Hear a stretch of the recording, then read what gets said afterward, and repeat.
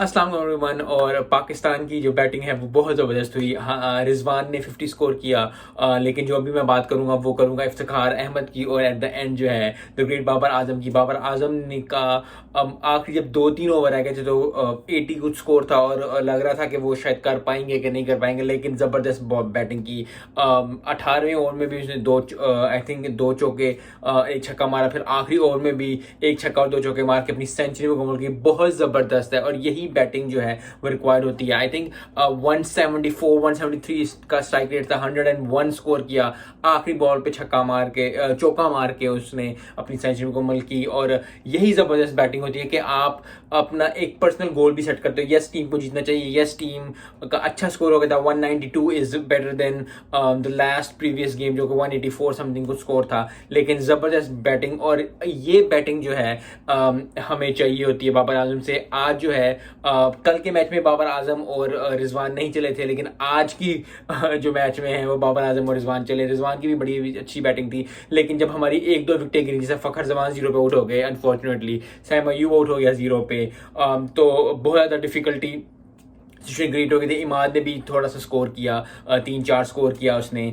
I think 2 score जो है वो इफ्तिखार ने की, इमाद ने किया। और बाद में जब इफ्तिखार आया तो इफ्तिखार तो की क्या बात है, इफ्तिखार अहमद साहब की। वो तो कह के छक्के मारते हैं ऑस्ट्रेलिया में और कह के हर चीज़ करते हैं। तो आई थिंक बहुत ज़बरदस्त चीज़ होती है, क्योंकि आई थिंक एंड पे आके जो है बाबर आजम ने भी 3 छक्के मारे, लेकिन इफ्तिखार के छक्कों की ना एक बात होती है कि एक स्वैग है उस बंदे के अंदर। और ज़बरदस्त जितना बी क्रेडिट दिया जाए इफ्तिखार अहमद को और at the end Babar Azam को, वो कम है। क्योंकि लग ये रहा था जैसी विकेटें 3-4 गिरी थी कि स्कोर इतना ज़्यादा नहीं होगा पाकिस्तान का, लेकिन आखिरी 5 ओवर में बहुत ज़बरदस्त बैटिंग की, बहुत ज़बरदस्त डिस्प्ले ऑफ बाउंड्रीज। और ये चीज़ जो है रिक्वायर होती है कि चाहे आप फर्स्ट इनिंग्स खेल रहे हो, चाहे आप सेकंड इनिंग्स खेल रही हो, आपने हमेशा आपको ये होना चाहिए कि आपका एक माइंडसेट होना चाहिए कि यार इस ओवर में 15 स्कोर करना है, 20 स्कोर करना है, 25 स्कोर करना है, जितना भी आपका जो भी है। लेकिन अपना उसने टीम को भी बाबर ने लेके चला और अपना पर्सनल अचीवमेंट भी अचीव की। और हमेशा से ये है कि अगर आप 50 करते हो, 100 करते हो, वो एक अचीवमेंट ओवरऑल होती है। और इसका जो रिटर्न होता है वो आपको पर्सनल तो उसी वक्त ही मिल जाता है, लेकिन एज ए टीम प्लेयर आपको आने वाले दिनों में, क्योंकि जब भी अब नाम आएगा जी किसने 300 किए हैं T20 में, तो बाबर आजम का नाम आएगा। किसने 200 किए, 50 किए, किसने 19 बॉलों पे 30-35 किया, इफ्तिखार का नाम आएगा। तो ये इस तरह के क्विक स्कोर करना इफ्तिखार अहमद के लिए बहुत अच्छा है T20 में। मैं अभी भी चाहता हूँ कि इफ्तिखार अहमद जो है वो ODI में आए, इमाद जो है वो ODI में, क्योंकि कल भी उसने 2 विकेटें ली थी, आज भी जब वो बॉलिंग कर रहा होगा, अभी मैच चल ही रहा है।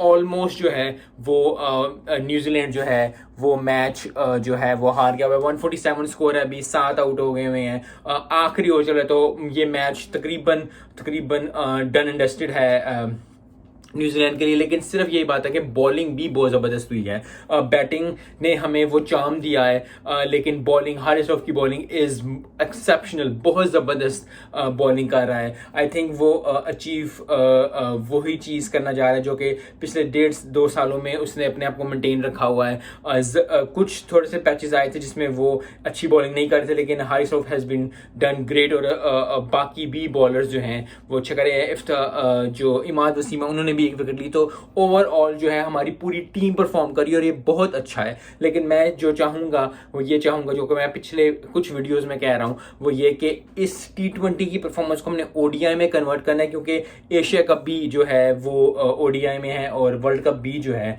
वो ODI में। तो आई होप कि पाकिस्तान ये सीरीज़ पहले जीते, 3 जीत जाए मैच, अगला मैच जो होगा जो 17 को है वो भी जीते, और उसके बाद जो है वो यंगस्टर को चांस देना है। बाबर आजम ने रेस्ट करना है, किसी को रेस्ट करना है, आधे से ज़्यादा टीम को रेस्ट करा देना है, आप करा दें। लेकिन जितने भी प्लेयर्स हैं, इहसानुल्लाह को खिलाना है, आप खिलाएं उसको आखिरी 2 मैचेस, अगर 3 मैच जीत जाता है। एंड आई एम होपिंग कि जो है पाकिस्तान जो पहले 3 मैच जीत जाए, ताकि ज़रा सीरीज जीत जाए, उसके बाद फिर आप जितने भी अपने प्लेयर्स हैं उनको मैच दे दें और उनको कहें कि वो खेलें, हारे जीते जो भी है। लेकिन फिर जो 2 मैच होंगे वो ये होगा कि आप टेस्ट कर सकते हैं अपनी बेंच स्ट्रेंथ को, और जो बेंच स्ट्रेंथ आप अभी टेस्ट करेंगे उसको बस कन्वर्ट करना है। आई नो थोड़ा डिफिकल्ट होता है, T20 की गेम ज़रा फास्ट होती है, लेकिन लेकिन हमारा पर्सनल गोल भी होना चाहिए और हमारा एज ए टीम गोल भी होना चाहिए कि हमने जो है वर्ल्ड कप जीतना है। आई नो बहुत मसला चल रहा है अभी भी कि कौन जाएगा कौन नहीं जाएगा, हम वो इंडिया आएगा एशिया कप खेलने के लिए, neutral venues and all that, वो एक अलग डिबेट है। लेकिन ज़बरदस्त मैच हुआ आज, ज़बरदस्त जो है